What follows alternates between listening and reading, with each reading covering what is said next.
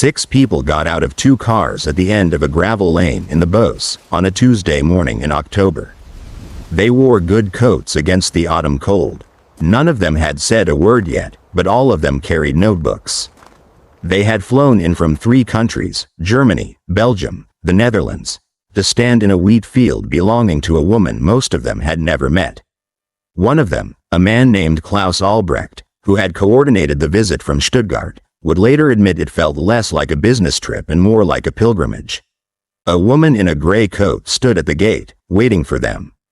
Behind her, the cathedral spire of Chartres rose faint and gray on the flat horizon. To understand why 6 serious people would fly across Europe to look at dirt, you have to go back 3 years. To a Tuesday in March. To a ring set down on a glass counter, without ceremony, by a woman who did not cry. Marguerite Leblanc walked into a jeweler's shop in Chartres that cold March morning, set her wedding ring on the glass counter, and asked the man behind it what he would give her for it. He looked at the ring.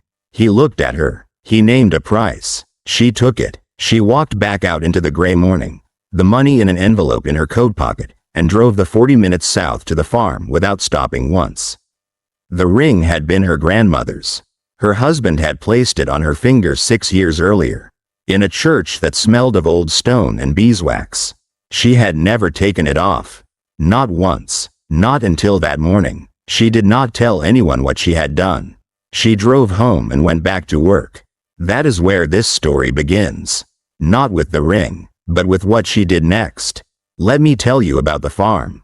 The LeBlanc farm sat on 62 hectares of flat Beauce wheat country, 30 kilometers south of Chartres, in what the French have called the breadbasket of Europe for 300 years. The land was old, patient, the kind of soil that had been growing wheat since before anyone living could remember. Marguerite's father-in-law, Henri Leblanc, had farmed it his entire life. He had inherited it from his father, Albert, who had inherited it from his father before that. 4 generations, the same land, the same low flat horizon, broken only by the cathedral spire, visible on clear days like a gray needle stitching sky to earth. Henri had been a proud man, a careful one. He kept his accounts in a green ledger and checked the weather from the same kitchen window every morning for 50 years. But pride and care were not enough to stop what was coming. The European grain market was shifting. Larger consolidated farms were undercutting prices. Input costs had doubled in a decade. Henri had borrowed against the land twice, quietly, telling no one. When he died of a stroke 2 years before our story begins, the ledger and the debt came to Marguerite and her husband, Etienne. And 3 months after that, Etienne left. He did not leave badly. There was no shouting. He said, one evening over a dinner neither of them ate, that he could not do it. That the farm was drowning. That he had been offered work in Lyon. That he was sorry. He was sorry. He left on a Friday. Marguerite was 34. She had a farm drowning in debt, 62 hectares coming up thin and pale in the March cold. A broken cedar that had sat in the barn since November, and now an envelope of cash from a ring she had loved. She had no farming background. She was a schoolteacher. She had married into the land. And every person in the village of Marché en Beauce believed they knew exactly what would happen next. Old Renard, who had farmed the land beside theirs for 30 years, stopped her in the yard one morning before she'd finished her coffee. He was not cruel about it. He was the kind of man who believed directness was kindness. Marguerite, he said, leaning on the fence post, I knew Henri 40 years. What you're trying to do, it cannot be done alone. Not with margins what they are. Sell the land before the bank takes it. She thanked him. She went inside and made a second coffee. The bank sent a man in April. Monsieur Favre, young, well-dressed, a leather portfolio set on Henry's kitchen table with the practiced ease of someone who had done this many times before. The situation, he explained, was serious. The loan balance and the operating deficit meant the farm could not continue as it was. The bank had options. He listed them. Each one ended with the land belonging to someone else. She heard him out. She offered coffee. He declined. I understand the situation completely, Monsieur Favre, she said when he finished. I will be in touch. He looked at her the way men with portfolios look at women who don't immediately agree. He nodded. He left. She sat alone at Henry's table after his car disappeared down the lane. The green ledger was open in front of her. She had read it 3 times already, every entry, every margin note in Henry's careful, slightly tilted hand. On the last page, in different ink, older, faded to brown, was a line in handwriting she didn't recognize. Not Henry's. La qualité survivra toujours au prix. Quality will always outlast price. She didn't know who had written it. She read it again anyway. Then she opened the envelope and counted the money from the ring. Now let me tell you what she found in the barn. Henri had not been a man who threw anything away. Behind the broken cedar, behind 30 years of rusting wire and feed sacks, she found a locked wooden cabinet. The key hung on a hook behind the kitchen door, labeled in Henry's hand, Vieux Travail. Old work. Inside were 14 notebooks, spanning 40 years. Not accounts. Those were in the ledger. These were something else. Henri had spent his private hours obsessed with one question. What had this land grown best, not in yield, but in flavor, in character? He'd kept records on heritage varieties phased out of commercial farming decades earlier, too tall, too slow, too unpredictable for modern machinery. Rouge de Bordeaux, Bladet de Provence, Barbu du Roussillon. He'd kept cloth-wrapped samples in a tin box. Years of notes on which soils suited which grain. And at the back of the last notebook, a list, bakers, millers, artisan flour producers, people who, according to his own notes, had been searching for exactly what this land could grow. He had never called a single one of them. Marguerite sat on the cold barn floor a long time, the notebooks spread around her. She didn't understand yet exactly what she was holding. She understood it wasn't nothing. She took them to the kitchen. She made tea. She read until midnight. The money from the ring bought 2 things. The first was seed, not modern hybrid wheat, but the old varieties from Henry's notebooks. It took 3 weeks and 11 phone calls to find a heritage grain supplier in the Auvergne who still stocked them. The man was suspicious at first.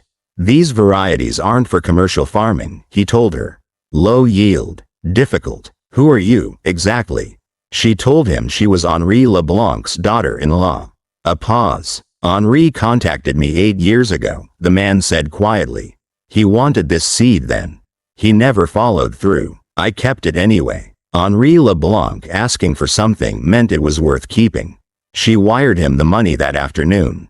The second thing was a soil test, not from the local cooperative, but from a laboratory in Paris that specialized in terroir analysis, the kind used by the great wine estates of Burgundy. The results took 2 weeks. The clay composition of the eastern parcels, combined with their drainage pattern, created conditions the report called exceptionally rare in northern France and almost impossible to replicate artificially, precisely the conditions historically prized by artisan bakers. The land wasn't tired. It had been growing the wrong crop. She planted in April. Old Renard watched from the fence as she drove Henry's ancient tractor across the eastern parcels, seeding grain no one in the Beauce had planted in 40 years. What variety is that? He called. Barbu du Roussillon. He was quiet a moment. That's a bread wheat. They stopped growing it here before your husband was born. I know, she said. He shook his head and went back to work. So did she. The first year was the year of patience, and let me be honest about what patience costs. It is not a montage. It is 3 in the morning counting what you owe against what you have. It is a late frost in May stripping the color from young wheat. It is eating bread and soup for 6 weeks because there's nothing else. It is watching Renard's hybrid wheat grow fast and green while your heritage grain comes up slow, uneven, on its own schedule. It is the bank calling in June. It is Monsieur Favre back at Henry's table. Less patient this time, the numbers larger. She told him the harvest was coming. She needed until October. He looked at the fields through the window. He looked at her. He gave her until October. She didn't tell him about the notebooks, or the terroir report, or the calls she'd been making through Henry's list of names. She had called 7. 3 hadn't answered. 2 weren't interested. 1 said call back in autumn. And 1, a baker in Lyon named Pascal Moret, said the thing that kept her going through every hard night that summer.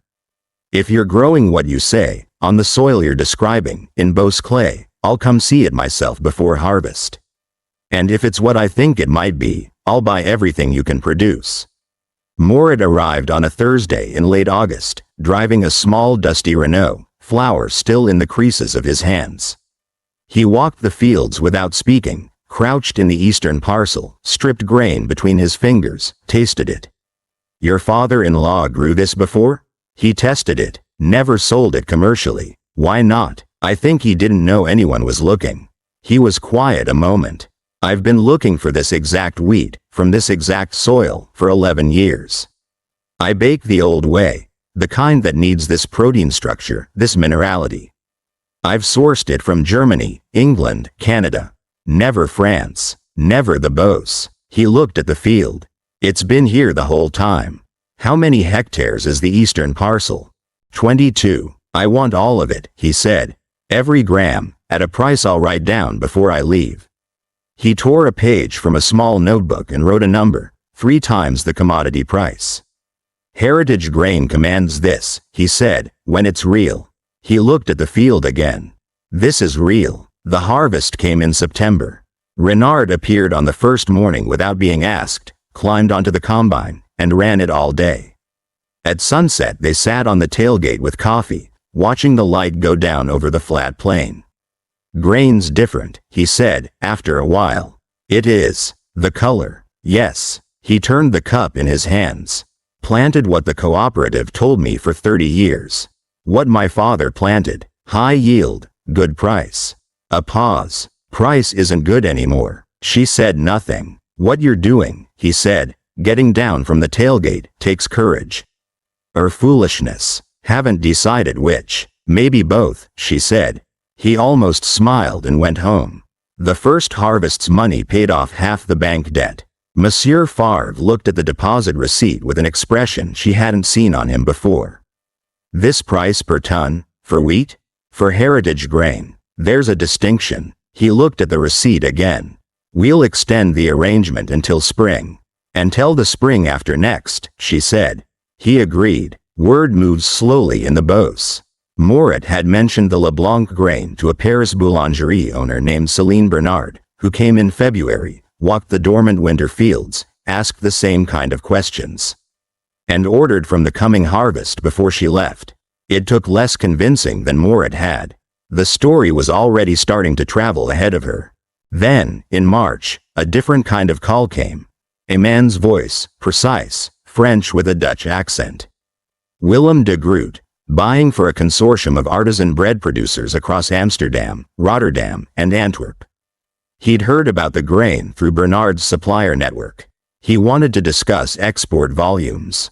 This was new ground. Export meant customs paperwork, phytosanitary certificates, contracts written in 2 languages, payment in a currency she'd never had to think about before. She spent 2 days at the kitchen table with the green ledger, working through numbers she didn't fully understand yet, before calling him back. I'll need everything formalized, he said. Documentation. Title. The consortium's legal team will want it clean before any agreement is signed. She said that wouldn't be a problem. She didn't yet know that it would be. By the end of the second year, she had 3 buyers and the bank debt was gone entirely.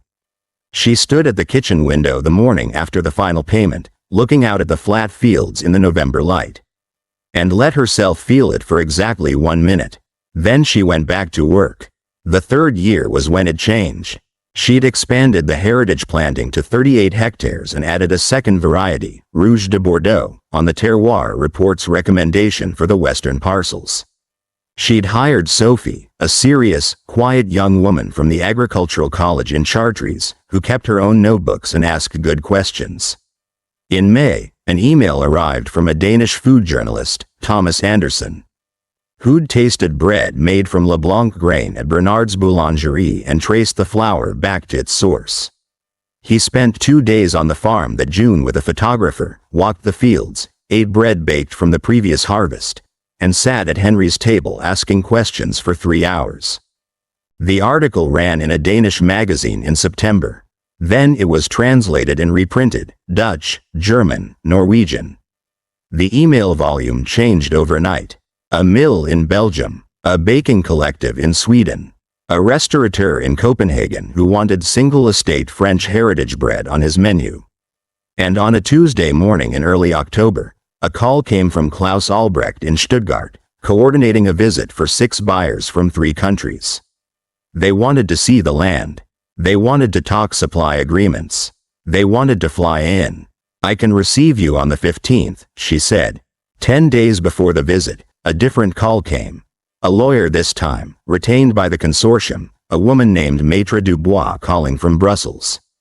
Standard procedure, she explained, before any international supply agreement of this scale, the consortium's council needed to review the land title and ownership documentation in full. Marguerite pulled the deed from the drawer where it had sat untouched for 3 years.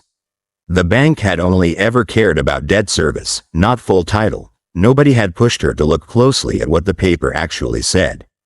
What it said was this: when Henri died, the farm had passed jointly to his son and his son's wife, under standard French inheritance law. Etienne and Marguerite, co-owners.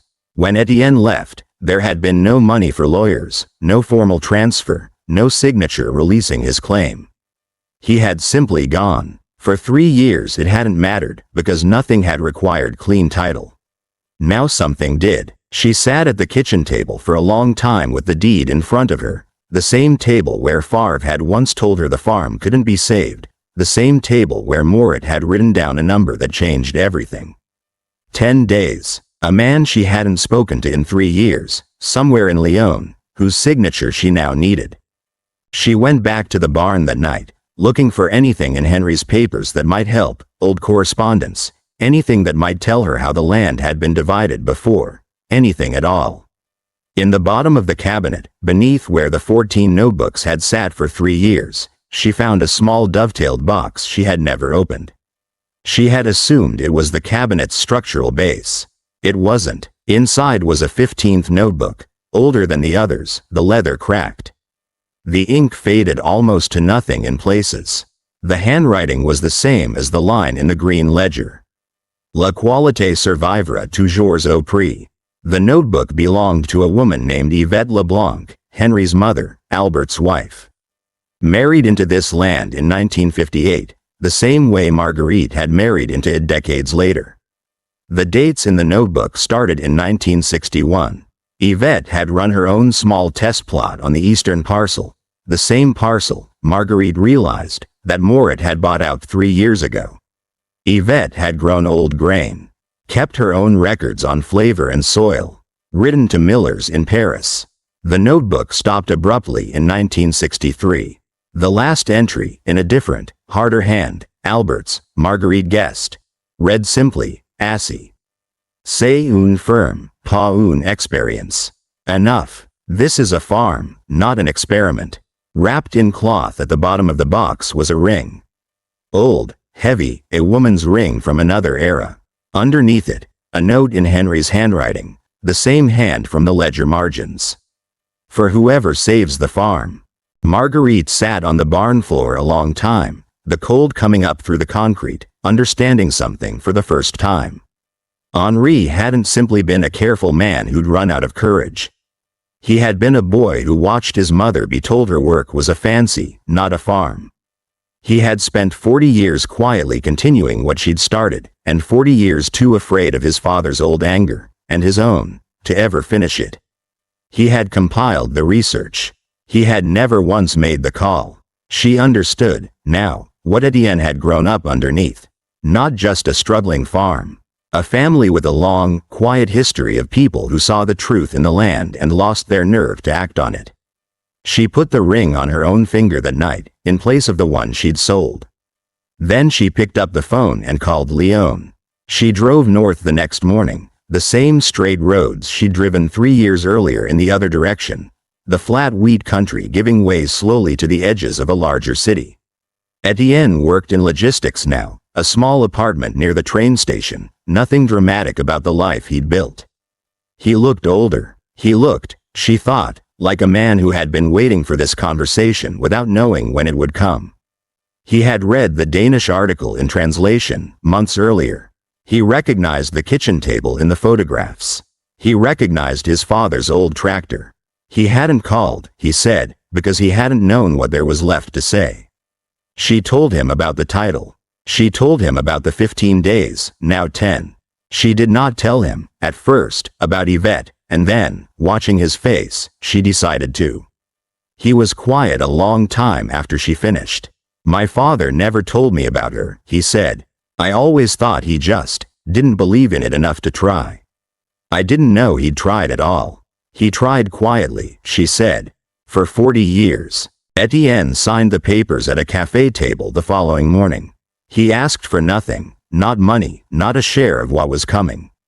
He asked only one thing, a photograph, sometime, of the cathedral spire from the eastern parcel, the way it had looked every morning of his childhood. I'm not sorry I left, he said, as she stood to go. I didn't have what you had. I want you to know that's not the same as not caring how it turned out. She told him she understood. She meant it more than she expected to. She drove home that afternoon with a folder of signed papers on the passenger seat, the spire of Chartres rising slowly out of the flat land as she came south, and for the first time in 3 years, she allowed herself to think about her family's whole shape, not just her own 3 years of effort, but 60 years of it, 2 women apart, both outsiders who'd married into this land and seen the same truth in it.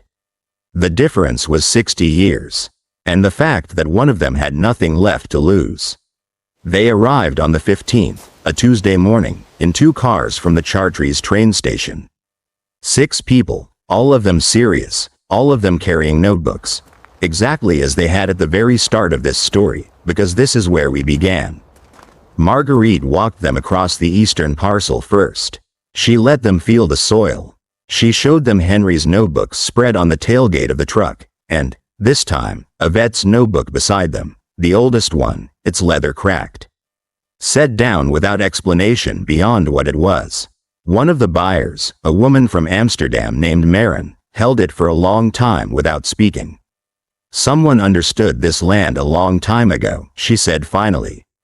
2 people did, Marguerite said. 60 years apart. The world just wasn't ready to hear it the first time. They sat at Henry's kitchen table that afternoon, 8 of them crowded around it, and talked for 4 hours. The title was clean. The numbers they proposed were higher than what Morit had first written on a torn page 3 years before, not just for the grain, but for the story now attached to it. A terroir report, a journalist's article in 4 languages, a baker, a boulangerie, a Dutch mill, all of whom had staked part of their name on this wheat. We can buy wheat anywhere in Europe, one of the German buyers said, before he left. We can't buy this anywhere else. She thanked them. She showed them out. She watched the 2 cars go down the lane, and this time she did not stand stiff and watchful at the gate. She let herself smile. Old Renard appeared at the gate the next morning, as he always seemed to. Foreign buyers? He said. Yes. He was quiet a moment. What you grew here? Could it work on my land? Come and see the notebooks, she said. We'll look at your soil and find out. Let me tell you what the LeBlanc farm looks like today. 62 hectares, 44 of them under heritage grain, the rest in cover crops feeding the soil through winter, the way Henri had always believed soil wanted to be fed. Sophie runs the farm day to day now, cross-referencing her own notebooks with Henry's and, lately, with Yvette's. Renard converted 12 hectares the year after the German buyers came, and sells through Marguerite's supply relationships. He doesn't talk about what he said to her at the fence that first spring. She doesn't remind him. The bank doesn't call anymore. Monsieur Favre drove out on his own time one afternoon last autumn and asked to walk the fields. He stood a long time in the eastern parcel, the same one she'd seeded with 40-year-old grain on Henry's ancient tractor. I almost took this from you, he said. You gave me until October, she said. That was enough. They said the land was dying. They were wrong. The land was waiting for someone patient enough to ask it the right question, instead of forcing it to be what the market demanded. This family had two people who heard that question clearly. One of them was told, in 1963, that a farm was not an experiment, and she never got to finish what she started. The other carried her notebooks in silence for 40 years and never made the call. Marguerite LeBlanc didn't save the farm because she was a farmer. She saved it because she had nothing left to lose, and so, for the first time in 60 years, someone in this family was finally free enough to listen all the way through. The wheat is still growing on the Beauce Plains south of Chartres. Patient, unhurried, turning the same flat light it has turned for 300 years. She still wears a vet's ring. Most days, she doesn't think about it at all. But sometimes, walking the eastern parcel in the early morning with the cathedral spire just visible on the horizon, she stops, not to work, not yet, and just watches the light move across the grain. Before you go, I'd love to hear from you. Where are you watching from today? Drop your city and state in the comments below.